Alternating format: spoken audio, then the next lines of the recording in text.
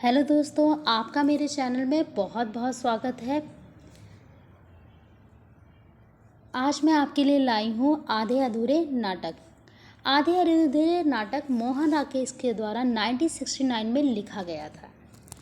इस नाटक की कहानी मध्यम वर्गीय शहरी परिवार की कहानी है, जिसमें मनुष्य के उलझते हुए रिश्ते और समाज के बदलते हुए परिवेश को दिखाया गया है।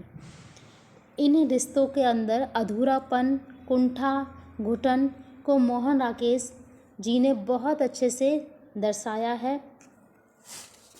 इस नाटक के प्रमुख पात्र हैं सावित्री, महेंद्रनाथ, अशोक, बिन्नी और किन्नी।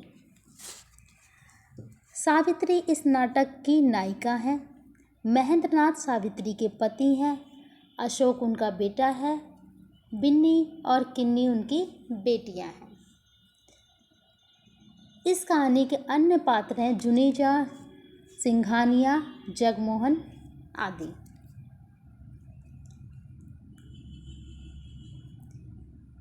सावित्री, सबसे पहले बात कर लेते हैं सावित्री की।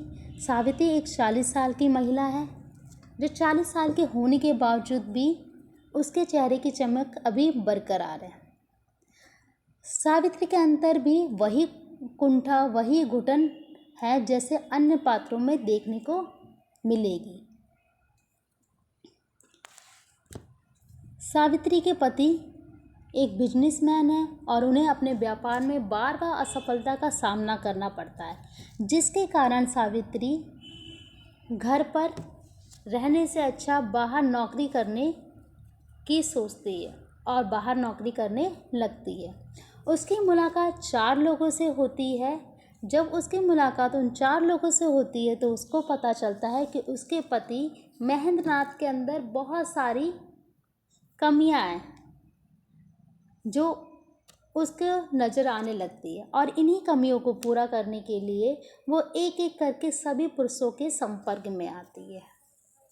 सभी व्यक्ति अपने अपने तरीके से उसका उपयोग करते हैं, लेकिन तभी भी सावित्री को वो पूर्णता का एहसास नहीं होता है जो वो चाहती है। तब उसको पता चलता है कि इससे अच्छा तो मेरे पति हैं। इन 4 व्यक्तियों से ज़्यादा ठीक महेंद्रनाथ है, तो वो महेंद्रनाथ के पास वापस चली जाती है। सावित्री की बड़ी बेटी बिन्नी, जो अपनी माता के मित्र मनोज से, यानी सावित्री का एक मित्र है मनोज, उससे भागकर शादी कर लेती है।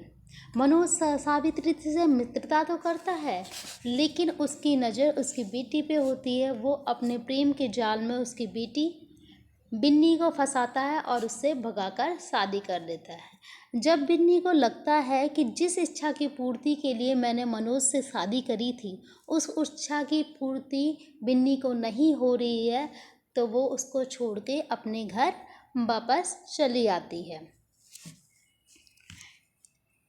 फिर आती है उसकी छोटी बेटी किन्नी। छोटी बेटी किन्नी बहुत मुंहफट है और वो अपनी ही दुनिया में लगी रहती है। उसे अश्लील उपन्यास पढ़ना पसंद है, साथ साथ लड़कों के साथ संबंध बनाने की इच्छा रखती है। सावित्री का बेटा अशोक अपने पिता की तरह ही बेकार है। उसको नौकरी करने में कोई दिलचस्पी नहीं है। वो दिन भर खाली रहता है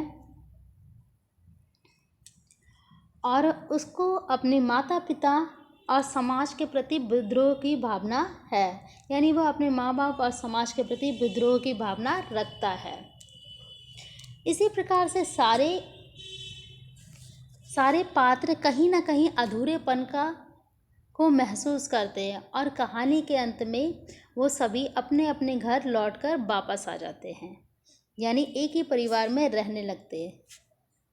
अगर आपको मेरी वीडियो अच्छी लगती है तो लाइक करिए, शेयर करिए एंड सब्सक्राइब करिए।